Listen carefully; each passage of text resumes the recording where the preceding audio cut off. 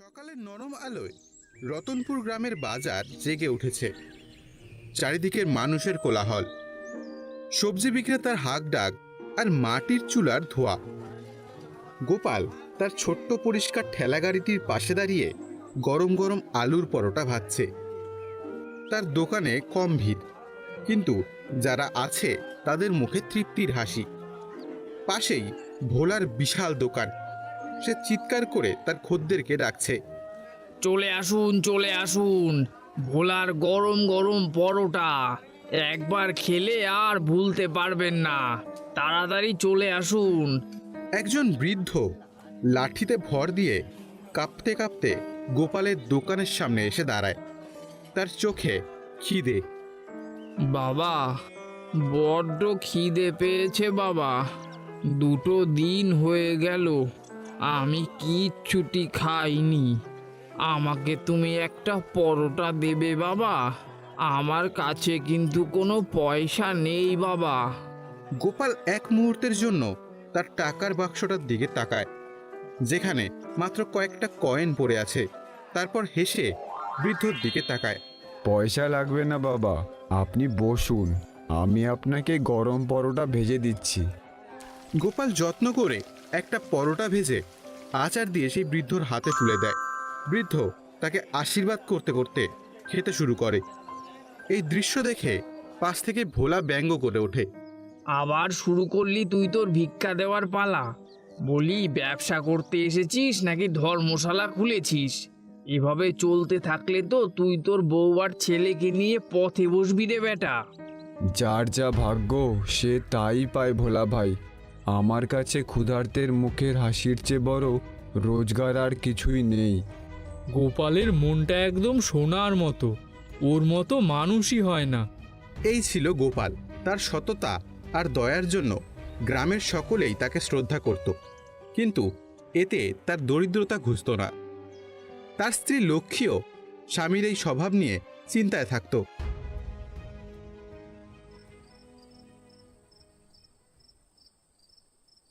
একটা ছোট্ট মাটির ঘরে টিমটিম করে একটা প্রদীপ জ্বলছে।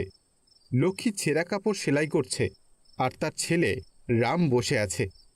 গোপাল দিনের সামান্য রোজগার হাতে নিয়ে ঘরে ঢোকে। আজকে মাত্র এই কটা টাকা? রামের স্কুলের খাতা কেনার কথা ছিল, কিভাবে হবে সব? কি করব বলো, আজকেও কয়েকজন গরিব লোক এসেছিল, তাদের না খাইয়ে ফেরাতে পারলাম না। আমি জানি তোমার মনটা না খুব বড়, কিন্তু শুধু বড় মন দিয়ে তো আর সংসার চলবে না বলো। ছেলেটার ভবিষ্যৎ আছে, আমাদেরও তো পেট আছে। তুমি তুমি নিজের কথা না ভাবো, অন্তত আমাদের কথা তো ভাবো। বাবা, আমার খাতাটা না শেষ হয়ে গেছে, আর মাস্টার মশাইও আমাকে অনেক কাজ দিয়েছে। আমি তো কাজগুলো করতে পারছি না। গোপাল তার ছেলের মাথায় হাত বুলিয়ে দেয়। তার চোখ দুটো অসহায়ত্বে ভরে ওঠে। সে কোনো উত্তর দিতে পারে না। হে ভগবান, আমি তো কোনো অন্যায় করছি না, তবে কেন আমার পরিবারকে এত কষ্ট দিচ্ছ? একটা উপায় বাতলে দাও প্রভু। পরের দিন বিকেলে হঠাৎ করে আকাশ কালো করে ঝড় বৃষ্টি শুরু হয়। বাজারের সবাই তাড়াহুড়ো করে দোকান গুটিয়ে চলে যায়। সে তাড়াহুড়ো করে সব গোছাচ্ছে। এমন সময় সে দেখে ঝড় বৃষ্টির মধ্যে এক বৃদ্ধ সাধু বাবা গাছের নিচে কাঁপছেন।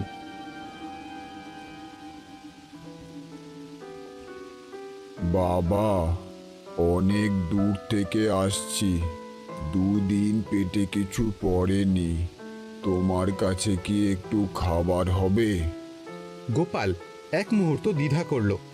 তার কাছে যেটুকু আটা আর আলু আছে তা দিয়ে তার পরিবারের রাতের খাবার হবে, কিন্তু সাধু বাবার করুণ মুখ দেখে তার মন কেঁদে উঠল। সে ভাবল, আমার পরিবার না হয় আজ রাতে আধ পেটা খেয়ে থাকবে, কিন্তু এই অতিথিকে আমি ফেরাতে পারবো না। বাবা, আপনি একটু অপেক্ষা করুন, আমার কাছে যা আছে তাই দিয়েই আমি আপনার জন্য পরোটা বানিয়ে দিচ্ছি। গোপাল তার শেষ সম্বল দিয়ে 4টে পরোটা ভেজে সাধু বাবার হাতে তুলে দেয়। সাধু বাবা পরম তৃপ্তিতে খেতে শুরু করেন। পরোটা খাওয়া শেষ হলে সাধু বাবার মুখে এক দিব্যজ্যোতি ফুটে ওঠে। তোর মঙ্গল হোক বাবা। তোর মতো সৎ আর দয়ালু মানুষ আমি খুব কম দেখেছি। তুই ক্ষুধার্তকে ফিরিয়ে দিসনি, তাই ভগবানও তোকে ফিরিয়ে দেবেন না। সাধু বাবা তার ঝোলা থেকে একটা ছোট্ট পুরনো কাঠের কৌটো বের করে গোপালের হাতে দেয়। এই কৌটোটা রাখ। এর ভেতরে যে মশলা আছে তা দিয়ে তুই তোর আলুর পরোটা বানাবি। 1 চিমটি মশলাই যথেষ্ট। এই মশলা কখনো শেষ হবে না। এই মশলার স্বাদে মানুষ পাগল হয়ে যাবে। কিন্তু মনে রাখিস, এর শক্তি শুধু সৎ পথে ব্যবহার করবি। লোভ করলে এর গুণ নষ্ট হয়ে যাবে। গোপাল কিছু বলার আগেই সাধু বাবা হঠাৎ হাওয়ায় মিলিয়ে যায়। গোপাল অবাক হয়ে সে আশ্চর্য কৌটোর দিকে তাকিয়ে রইল। তারপর সে তার বাড়ি ফিরে যায়।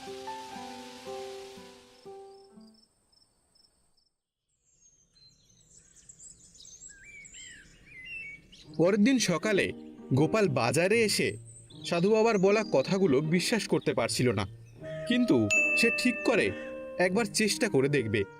সে পরোটার পুরে 1 চিমটি সেই জাদুই মশলা মিশিয়ে দিল। সঙ্গে সঙ্গে এক আশ্চর্য সুগন্ধ সারা বাজারে মম করতে লাগলো। গ্রামবাসীরা সেই গন্ধ পেয়ে গোপালের দোকানের দিকে ছুটে আসতে লাগলো। আহ, কি অসাধারণ গন্ধ গোপাল! তোমার পরোটার গন্ধ তো আজ স্বর্গীয় লাগছে গো। আমাকেও দুটো দাও তো, আর দেরি সইছে না। যে একবার সেই পরোটা খেলো সে তার স্বাদ আর ভুলতে পারল না। দেখতে দেখতে গোপালের দোকানের সামনে লম্বা লাইন পড়ে গেল। এইসব দেখে ভোলা হিংসায় জ্বলতে লাগলো। হঠাৎ ওর পরোটায় এমন কি হলো যে গ্রামের সবাই ওর পরোটার উপরে হুমড়ি খেয়ে পড়ছে? নিশ্চয়ই ওই বেটা কোনো জাদু করেছে। সেদিন সব পরোটা নিমেষেই বিক্রি হয়ে গেল। কিন্তু সবচেয়ে আশ্চর্যের বিষয় হলো, যখনই তার আলুর পুর বা আটা শেষ হয়ে আসছিল, পাত্রগুলো আবার ম্যাজিক্যালি ভরে যাচ্ছিল। সেই দিন গোপাল অনেক টাকা রোজগার করল। গোপাল 1 থলি টাকা নিয়ে বাড়ি ফিরল। লক্ষ্মী আর রাম তো অবাক হয়ে গেছে। হে, এত টাকা কিভাবে হলো? গোপাল হাসি মুখে সাধু বাবার দেওয়া কৌটোটার সব ঘটনা খুলে বলে। লক্ষ্মীর চোখে জল চলে এলো। ভগবান সত্যিই আমাদের দিকে মুখ তুলে চেয়েছেন, কিন্তু তুমি সাবধানে থেকো। হ্যাঁ, ভোলার নজর ভালো নয়।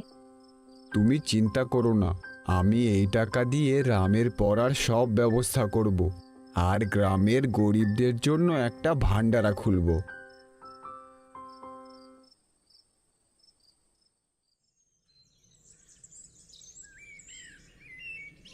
এক মাস পর গোপাল গ্রামের সবচেয়ে জনপ্রিয় পরোটাওয়ালা হয়ে উঠেছিল। সে একটা বড় দোকান নিল, কিন্তু তার স্বভাব বদলায়নি। সে রোজ একটা নির্দিষ্ট সময় গরিবদের বিনামূল্যে খাওয়াতো। ভোলার ব্যবসা পুরোপুরি বন্ধ হয়ে গেল। তার মনে হিংসা আর লোভ চরম পর্যায়ে পৌঁছালো। সে জানতে পারে গোপালের কাছে একটা জাদুই কৌটো আছে, যার জন্য সে এত জনপ্রিয় হয়ে উঠেছে। ওই গোপাল আমার সব খদ্দেরগুলো কেড়ে নিয়েছে। ওর ওই জাদুর কৌটোটা আমার চাই। আমি ওর থেকেও বড় লোক হব। এক অন্ধকার রাতে ভোলা লুকিয়ে গোপালের দোকানে ঢোকে এবং সেই কাঠের কৌটোটা চুরি করে নিয়ে পালায়।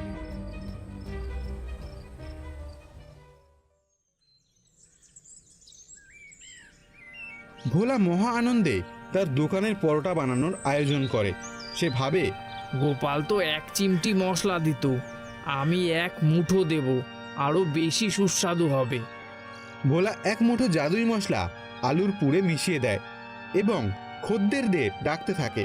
আরে আসুন দাদা, আজকে খাবেন আপনারা আসল জাদুর পরোটা। ওই গোপালের থেকে 10 গুণ ভালো পরোটা। কিন্তু যেই সে পরোটা তেলে ছাড়ে, সঙ্গে সঙ্গে তা পুরো বিকট কালো হয়ে যায় এবং একটা বিশ্রী গন্ধ ছড়াতে থাকে। ছি ছি, এ কি দুর্গন্ধ! পালাও এখান থেকে। এ কি হলো? আমার জাদুর মশলা, আমার স্বপ্ন! ঠিক তক্ষুনি আকাশ থেকে বজ্রপাতের মতো সাধু বাবার কণ্ঠস্বর শোনা যায়। আমি বলেছিলাম লোভ করবি না, যা সততার পুরস্কার তা কোনোদিনও লোভীর হাতে থাকে না। তুই তোর লোভের শাস্তি পেয়েছিস। পরের দিন সকালে গোপাল দোকানে গিয়ে দেখে তার মশলার কৌটো নেই। সে খুব দুঃখ পেল, কিন্তু ভগবানের উপর তার বিশ্বাস হারালো না। সে তার পুরনো সাধারণ মশলা দিয়েই পরোটা বানাতে শুরু করলো। লক্ষ্মী তাকে সান্ত্বনা দিতে থাকে। যা হয়েছে ভালোই হয়েছে, আমাদের লোভ নেই, যা আছে তাতেই আমরা খুশি। গোপাল যখন তার দোকানে বসেছিল, সে দেখল সেই কাঠের কৌটোটা তার ঠেলাগাড়ির ওপর রাখা আছে, আর তার পাশে রয়েছে একটা সোনার মুদ্রায় ভরা থলি। গোপাল বুঝতে পারল সততার পুরস্কার কখনো হারিয়ে যায় না। সেই দিন থেকে গোপাল এবং তার পরিবার সুখে শান্তিতে বাস করতে লাগলো। চন্দননগর নামে এক গ্রামে কমলা পিসি নামে এক মহিলা থাকতেন। তিনি গ্রামে এক হোটেল চালাতেন। তার হোটেলের তরকা খুব ফেমাস ছিল। দূর দূর গ্রাম থেকে লোকেরা ওনার তরকা খেতেই আসতো। কিন্তু কমলা পিসি খুব রাগী আর খুব লোভী মহিলা ছিল। আরে হরি, ও হরি, আরে কোথায় গেলি? দেখ, বাইরে গ্রাহকের ভিড় লেগেছে, আর তুই কোথায় গেছিস বলতো? কি হলো পিসি, ডাকতেছিলে নাকি?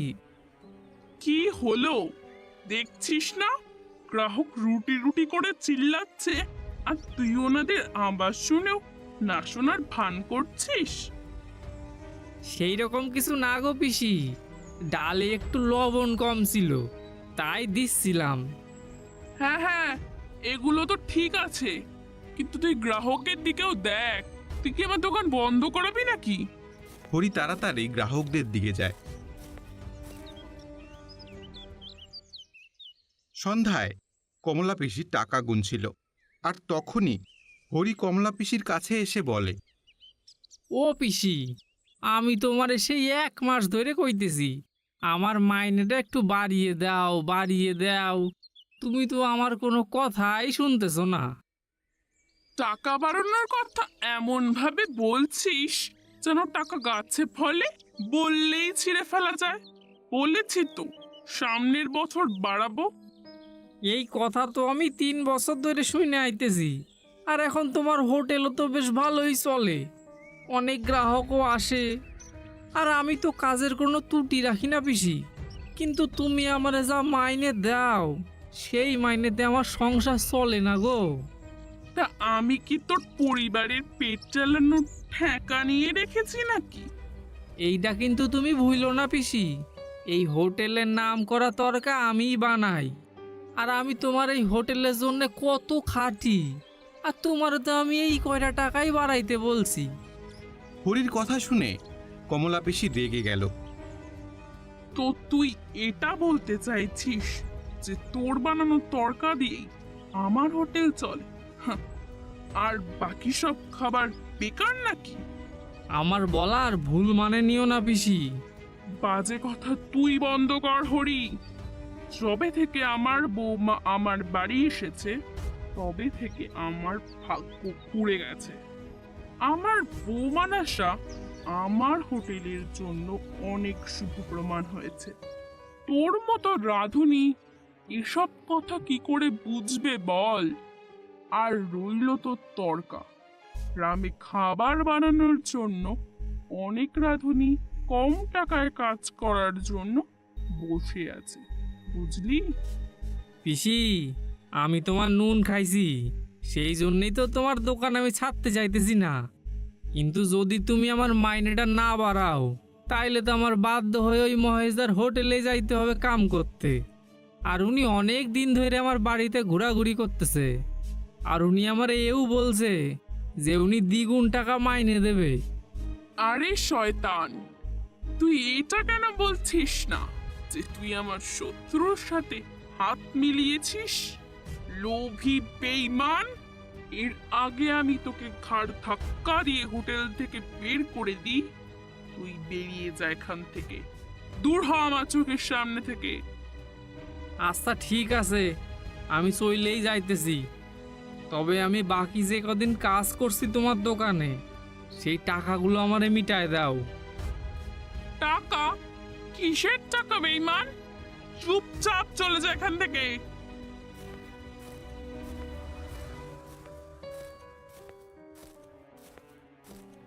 আর সোজা মহেশের হোটেলে চলে আসে। হরিকে দেখে মহেশ, যে খুবই ভালো ব্যক্তি ছিলেন, খুশি হয়ে বলে, আমি জানতাম হরি, কমলা পিসি তোকে এক না একদিন ধাক্কা দিয়ে বার করেই দেবে। ওনাকে আমি অনেক দিন ধরে চিনি, মনে হয় তুই জানিস না। আমি যখন তোর বয়সে ছিলাম, আমিও ওনার হোটেলে রান্না করতাম। উনি এক নম্বরের লোভী মহিলা। হ্যাঁ গো, তুমি ঠিকই বলছো মহেশ দাদা। এ যখনই আমি ওনার কাছে টাকা বাড়ানোর কথা কই, উনি তখনই খালি রাইগে যায়। হ্যাঁ, এটা তো ওনার পুরনো স্বভাব। চল, তুই মন খারাপ করিস না। আজ থেকে তুই আমার হোটেলে কাজ কর, নিজের হোটেল মনে করে। আচ্ছা ঠিক আছে। হরি ওই দিন থেকে মহেশের হোটেলে কাজ করতে থাকে। আর ওইদিকে কমলা পিসি তার হোটেলে অন্য এক রাঁধুনি রাখে। কিন্তু এখন ওনার হোটেলের খাবার লোকেদের পছন্দ হচ্ছিল না। একদিন মোড়ল মশাই কিছু লোকদের নিয়ে কমলা পিসির হোটেলে যায় খাবার খেতে। আরে কমলা দিদি, তা কেমন আছেন? ঠিকই আছি মোড়ল মশাই। আর আমার হোটেলের কথা এতদিন পরে মনে পড়লো আপনার? হ্যাঁ, আপনার হোটেলে তো অনেক দিন আসা হয় না। আর এত নাম করা তরকারুটি তাও তো খাওয়া হয় না। আজ মন চাইলো আপনার হোটেলে তরকা খেতে, তাই আর কি চলে এলাম। আচ্ছা, আপনি বসুন, আমি তরকা রুটি আনছি। মোড়ল মশাই ওনার অতিথির সাথে খেতে বসে। কিন্তু যখনই মোড়ল মশাই তরকা মুখে দেয়, তখনই হাসি খুশি মোড়ল মশাই রেগে যায়। এ কি, এটা তরকা হয়েছে? মশলা কি দেওনি নাকি? কোনো স্বাদই তো নেই। মোড়ল মশাই আর তার অতিথি রেগে উঠে পড়ে। না না মোড়ল মশাই, ঠিক সেরকমই বানানো হয়েছে, আগে যেরকম বানানো হতো। কমলা দিদি, আগে তো আপনার দোকানের তরকা দূর পর্যন্ত নাম ডাকছিল, কিন্তু এখন এমন লাগছে যে আপনার দোকানের মতন এত বাজে তরকা আর কোথাও তৈরি হয় না। আপনি আমার অতিথিদের সামনে আমার মান সম্মান কিছুই রাখলেন না। এই বলে মোড়ল মশাই রেগে ওখান থেকে চলে যায়। কমলা পিসি মাথায় হাত দিয়ে বসে পড়ে। পরাণ, পরাণ, কোথায় মরে গেলি তুই? কি কি হয়েছে পিসি? আরে যবে থেকে তোকে আমি কাজে রেখেছি, তবে থেকে লোকে আমাকে কথা শোনাচ্ছে। আর আজ তো গ্রামের মোড়লও আমায় কথা শুনিয়ে গেল। আর এতে আমার কি দোষ পিসি? আমি যেরকম পারি সেরকমই তো বানিয়েছি তরকা। আরে তুই হরির মতো তরকা বানাতে পারবি না? সবার হাতের রান্নার স্বাদ আলাদা হয়। গ্রাহকদের শুধু হরির হাতের রান্না খাওয়ার অভ্যেস হয়ে গেছে। এই কারণেই তো আমাদের অর্ধেকের বেশি গ্রাহক মহেশদার হোটেলে যাচ্ছে খেতে। আমার তো কিছুই মাথায় আসছে না পরাণ। এভাবেই যদি চলতে থাকে, তবে তো আর কিছুদিনের মধ্যেই হোটেলে তালা পড়বে। কিছুদিন পর কমলা পিসির বৌমা শিখা তার বান্ধবীকে নিয়ে তার শাশুড়ির হোটেলে আসে। বৌমাকে দেখে কমলা পিসি খুশি হয়ে বলে, আরে বৌমা, তুমি আজকে এখানে? সব ঠিক আছে তো? মা, এ আমার বান্ধবী রীতা। ও শহর থেকে এসেছে। যখন আমি ওকে বলেছি আমাদের হোটেলের তরকা রুটি অনেক ফেমাস, তো তখন থেকেই ও আমার কাছে তরকা রুটি খাওয়ার জেদ ধরেছে। ঠিক আছে বৌমা, তুই ওকে নিয়ে ভেতরে বস, আর আমি তোদের জন্য গরম গরম তরকারুটি তৈরি করাচ্ছি। পরাণ, পরাণ, কই গেলি তুই? আসছি পিসি। আমার বৌমার বান্ধবী শহর থেকে এসেছে আমাদের হোটেলের তরকারুটি খাওয়ার জন্য। যে করেই হোক ওর আমাদের হোটেলের তরকারুটি ভালো লাগাতেই হবে, নয়তো আমার বৌমার লজ্জায় নাক কাটা যাবে। ঠিক আছে পিসি। পরাণ গরম গরম তরকারুটি শিখার বান্ধবীর সামনে এনে দেয়।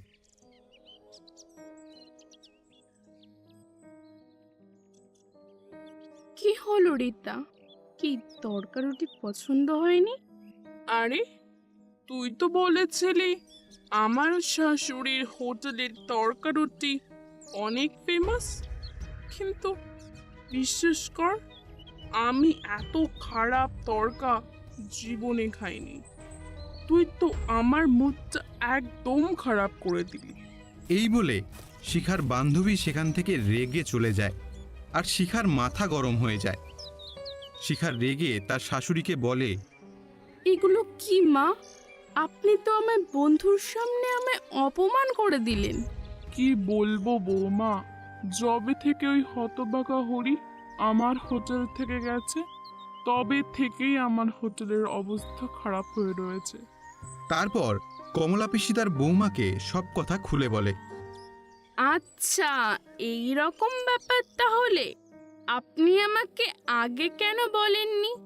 মা, আপনি একদম চিন্তা করবেন না, আমার কাছে এর এক জবরদস্ত উপায় আছে। কেমন উপায় বৌমা? এক এমন উপায় মা, যেটা শুধু এই গ্রামেরই না, অন্য গ্রামের থেকেও লোক এসে আমাদের হোটেল থেকে খাবার খেয়ে যাবে, আর মহেশের হোটেলের দিকে কেউ যাবেও না। আরে বৌমা, এটা কি করে সম্ভব হবে? তোমার কাছে কি কোনো জাদুই মশলা আছে নাকি? এই রকমই ভাবতে পারেন মা। কাল থেকে আপনার হোটেলে আমি রান্না করব, কিন্তু এটা নজরে রাখবেন, আমি যখন খাবার বানাবো পরাণকে রান্নাঘর থেকে দূরে রাখবেন, তারপর আপনি শুধু কামাল দেখবেন।